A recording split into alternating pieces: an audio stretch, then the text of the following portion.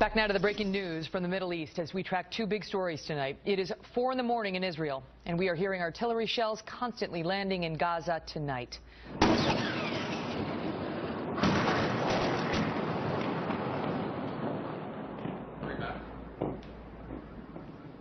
Those are the sounds of war.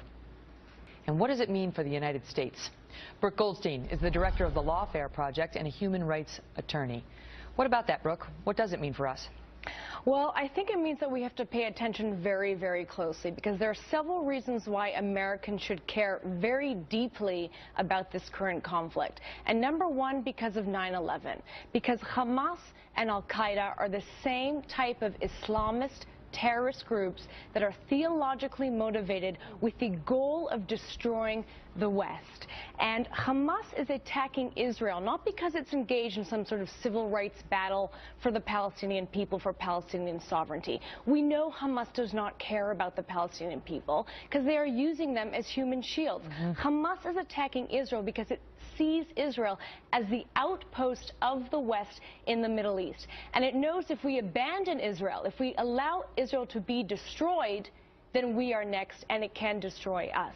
And the only reason why Hamas has not been able to kill more Americans abroad, it has killed Americans in Israel, is because the Israeli counter-terror naval and air blockade and ground blockade of Hamas. When you describe them, of course, one wonders how could this ever be resolved? Egypt is trying to broker this truce and find a peace between the Palestinians and the Israelis, and the Palestinians are sort of saying, well, it's not all about Hamas, we're sort of different. How can we ever, you watch the artillery shelling land and continue tonight, and you think, there's no way out. Hamas isn't going to say, okay, Israel, you get to exist.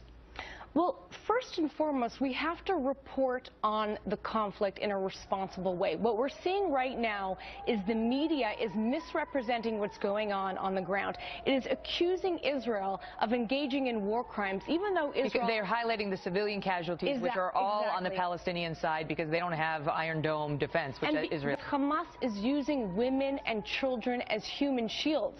And what the media is doing is playing into the dead baby strategy, the so-called dead baby strategy, by reporting on these casualties without accurately reporting on how Hamas is using civilians as human shields, and therefore we are encouraging Hamas to do that, and that's on our own moral conscience. Because it becomes a propaganda tool for them to keep things going. They want this going further into the future. This is a PR war for Hamas. Hamas did not attack Israel because it thinks it's going to win. Hamas knows it's going to lose. Hamas's goal is to increase civilian casualties. Are they winning by drawing Israel in?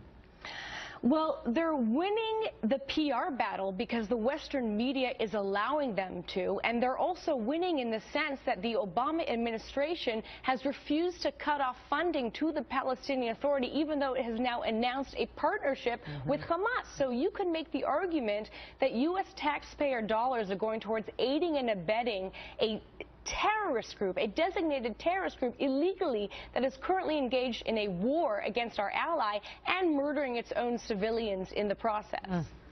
It's important to keep this in mind as you watch, the darkness there in Israel. We're so far away there in Gaza and wonder why.